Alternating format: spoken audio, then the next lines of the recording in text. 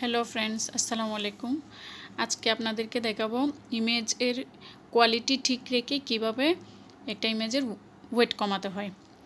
তো ওয়েট কেন কমাবো? অনেক সময় দেখা যায় আমরা কোথাও অ্যাপ্লাই করতে গেলে কিংবা কোনো ওয়েবসাইট কন্টেন্টে ইমেজগুলো বসাতে গেলে দেখা যায় এখানে একটা রেস্ট্রিকশন দিয়ে রাখে যে এত কেবির উপরে ছবি বা ইমেজ সেট করা যাবে না বা বসানো যাবে না। তো সেক্ষেত্রে আমাদের ইমেজের ওয়েটটা কমাতে হয়। তো ওয়েটটা কমাতে গেলে অন্য কোনোভাবে ওয়েটটা কমাতে গেলে সেক্ষেত্রে কোয়ালিটিটা নষ্ট হয়ে যায়, ছবি ঝাপসা হয়ে যায়। হ্যাঁ, তো ছবি বা ইমেজটা ঝাপসা না করে কোয়ালিটি ঠিক রেখে ওয়েট কীভাবে কমাতে হয় সেটাই আজকে আপনাদেরকে দেখাবো। তো আমরা চলে যাব আমাদের ল্যাপটপ বা কম্পিউটারের ব্রাউজারে, ক্রোম ব্রাউজারে চলে যাব। সেখান থেকে আপনি আপনার গুগল অ্যাকাউন্টে ঢুকে যাবেন। এই যে আমি আমার গুগল অ্যাকাউন্টে ঢুকে গেলাম। তো ওইখান থেকে আমি ওইখানে গুগল অ্যাকাউন্টে ঢুকে আমি এখানে লিখব কি comparison.io। এই যে আমি আগে থেকে এটা ইউজ করা ছিল তো আমার, সেজন্য সি দিতেই comparison.io চলে আসছে। তো আপনাদেরকে পুরোটাই লিখতে হবে যারা নতুন, comparison.io। এই যে স্পেলিংটা একটু দেখে নেবেন। দেখেন আমরা অ্যাপসটাতে ঢুকে গেছি এখন।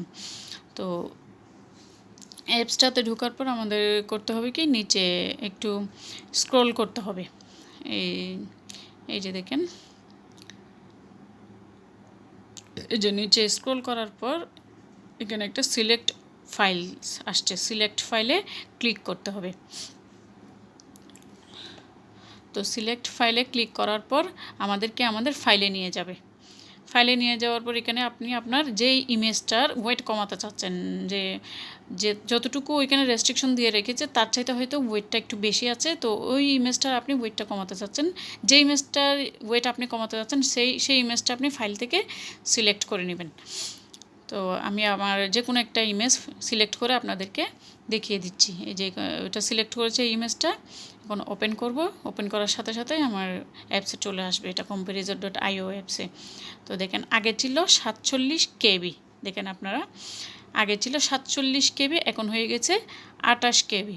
তো পাশে ডাউনলোড অপশন দেওয়া আছে, ডাউনলোডে ক্লিক করার সাথে সাথে ইমেজটা ডাউনলোড হয়ে যাবে এবং আপনার ফাইলে জমা পড়ে যাবে। এরপর আপনি ওই ইমেজটা ওপেন করে দেখতে পারেন। এই যে আমি আপনাদেরকে ওপেন করে দেখাচ্ছি। দেখেন আমার ফাইলে চলে আসছে। এখন আমি এখান থেকে ইমেজটা ওপেন করে দেখাবো আপনাদেরকে। এই যে দেখেন, এই ইমেজটাকে আমি ওয়েট কমিয়েছি।